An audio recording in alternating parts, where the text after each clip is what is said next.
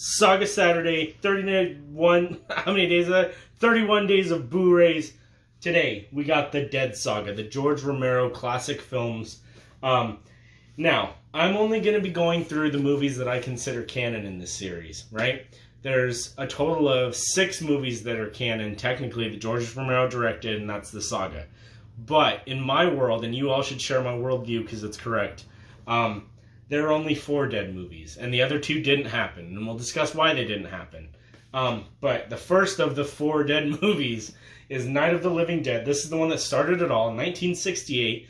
This movie is the reason why we have the rating system, because it showed a lot of heinous shit that was not shown in the 60s before, and they were like, hey, maybe we should warn people before what they're about to see. So after this movie, we have the rating system come into effect, the MPAA, and they ruin everything. They destroy fun for everybody. So thanks, George Romero, for that. But Night of the Living Dead is a great movie. I feel like a lot of people, because it's a movie that's in the public domain, so you see it a lot in other horror movies. It's like a lot of times people are just watching Night of the Living Dead in the background. So I feel like it kind of gets this, like, I don't know, unsaid reputation among people who haven't seen it, that it's a little cheesy and kind of dumb and it's a B movie. But it's actually not that at all. If you watch this movie, it's actually a very smart, very well done horror movie. One of the most unique things about it, especially for its time, this is 1968 in the time of civil rights. You have an African American is the hero of the film. And that is groundbreaking for the time. Not to mention the ending really makes it poignant when, spoilers, so, we're going through the whole series. If you haven't seen it, stop now, watch the series. But the ending of the film, and I'm saying that like real shit. If you haven't seen the movie, this ending, like, don't just keep watching, because it's a great ending. Don't fuck it up for yourself. But you have the ending. He survives the night. The military arrives, and he opens the door because, he's survived. He's getting ready to be saved by the military, and they gun him down. And yes, it's because they think he's a zombie and all that kind of stuff, but also this is during the time of civil rights. You could view it through that kind of a racist lens. Like, he survives the night, he does his thing, he's the hero of the story, and he gets gunned down. So, whether or not that was George Romero's intention, because I know he just kind of casted everybody, it definitely comes off that way in the context of its time. And it's a great film. It's got, for the 60s especially, some really decent gore effects. And the definitive edition, if you want to buy this film, literally don't buy any other edition than the Criterion edition, because they're the ones who have actually done a 4K restoration. Like I said, it's a public domain film, so any other edition of the movie that you've seen is this real shitty, washed out public domain version. This is the one that was approved by the Romero estate. This is the one you want to watch. So that's Night of the Living Dead. Then it gets better, because we've got Donna Dead, which totally crushes Night of the Living Dead. This is such an iconic zombie movie. Even if you haven't seen Dawn of the Dead, I feel like it's one of those things that, like, people are just born knowing Dawn of the Dead. Like, it's so iconic. It's got so many great scenes. It's got one of my favorite lines in movie history: when there's no more room in hell, the dead will walk the earth. That's so fucking sick. This movie's awesome. It's got great gore effects by the great Tom Savini. Little side story, I met Tom Savini at a monster show, and I confessed my undying love for him, and he looked at me like I was a little bitch. So, he's an asshole. But this is a great movie, and I'm a huge fan of his work, even though he's a cunt in real life. Dawn of the Dead is so good, and especially, I was watching this movie with my wife, because I watch zombie movies during Easter, because I'm fucked up like that.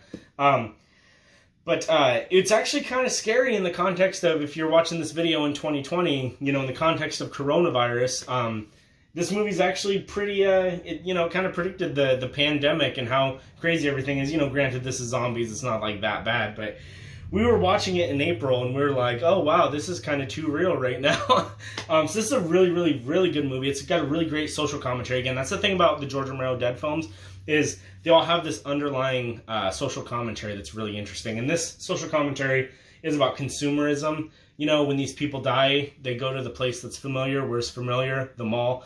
It's also kind of a metaphor for the way people are when they're shopping, just like, consume, consume literally being consumption of humans, because they're zombies. So another very smart movie.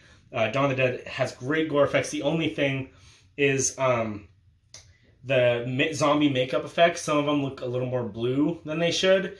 And I think, if I'm not wrong, and if I'm wrong, correct me, but I think the reason that is because when they were shooting it, it was originally going to be in black and white.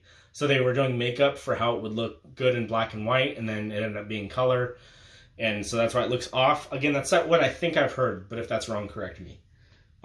Then, Day of the Dead. Now, for a while, I thought that this was the slog of the series, until I watched it for the third time, and then it all clicked. And it's actually now my favorite of the series. This is top form. This has the best gore effects I would venture to say I've ever seen. And I feel like I say that a lot about a lot of movies, but this movie is fucking Mac Daddy. There's a guy who literally gets torn to pieces, and it shows it. I don't even think this is R-rated. I think it's unrated, because it's gory as hell. And the guy who gets torn to pieces totally fucking deserves it. It's a very satisfying moment in the film. But the zombie effects are so good. This is the Ben-Hur of zombie films. This is epic. And it's actually really low-key. For being as epic as it is effects-wise, it's actually, most of the movie just takes place in a military bunker with the zombies slowly kind of seeping in. And they're in the bunker doing science experiments on the zombies and stuff like that to kind of see what we can do with the virus, what we can do with the zombies, all that kind of stuff. So that's kind of where it ends up. This was thought to be the last Dead film, because this came out, I think, 85. And for another 20 years, we didn't get another Dead movie until Land of the Dead. Land of the Dead is very good, but it's where my boy George slipped a little bit. It's not bad at all. It's a very good movie. It's just not as good as the previous three. And the social commentary in the movie, it's a little more on the nose than with the other three. The kind of social commentary is there's two sides of this land. There's the side where the rich people live and there's no zombies, and then there's the side where the poor people live and it's zombie infested. And you have the poor people trying to cross over, and the rich people side, it's kind of about, like, you know, wealth and class and stuff like that, middle, lower, and stuff like that. So it's a good movie. It's got a good message, but it's not as it's too on the nose. But it has some great scenes, some really memorable stuff, like a zombie whose head is hanging behind. Like, he looks decapitated. He's got like a flip-top head when he goes down and bites people. It's real sick, really inventive. And you got the scene that's super iconic where the zombies cross over into the other part of the land by going underwater, because they can walk underwater. They don't have to breathe. They walk underwater up to the thing. There's an iconic shot of the water and the zombies just walking up out of it. It's really, really cool. So don't think this movie sucks at all. This is, to me, it's the end of the Dead saga. It's when they finally cross over, and, it's the end. This is what I like to think. But unfortunately, there are two other Dead movies, and I'll quickly discuss them. Note that I don't own them. This is the only time I'm going to sit here and acknowledge their existence. But after this came Diary of the Dead. It's a found footage zombie movie. Oh, bruh. George Romero trying to do a found footage movie does not work. Now, I was talking with my wife about this earlier. Found footage movies, when they're great, they can be some of the best, scariest movies you've ever seen. But when they're bad, they're bottom of the barrel. And unfortunately, Diary of the Dead, absolute bottom of the barrel trash. It's just weird because, like, it has, like, music score during the movie, and it's a found footage. There should be no music score. But then it justifies that by saying, like, oh, we put music score in to make the moments more effective, and, like, there's even, like, jump scare, like, music stings and stuff like that. And they say, like, oh, yeah, we put that in to scare you. And it's like, dog, if this is actual footage of your friends dying, you're going to put in jump scare music and, like, score? Nah. And, the movie, it's kind of a metaphor for, like, is humanity worth saving because of the terrible things that we do and stuff like that.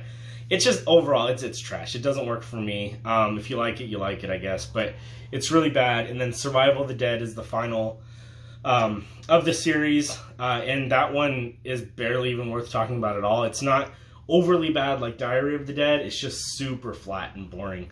I actually don't remember much of it at all. I just remember really being like, wow, this is a fucking slog. And that's pretty much it. So I know we're ending it on a down note. We talked about 4 great films and then 2 that aren't so great, but these are the ones you want to watch this Halloween season. The Dead quadrilogy, as you can call it. Those are where it's at. Avoid the others. And that's all I got for you for this Saga Saturday.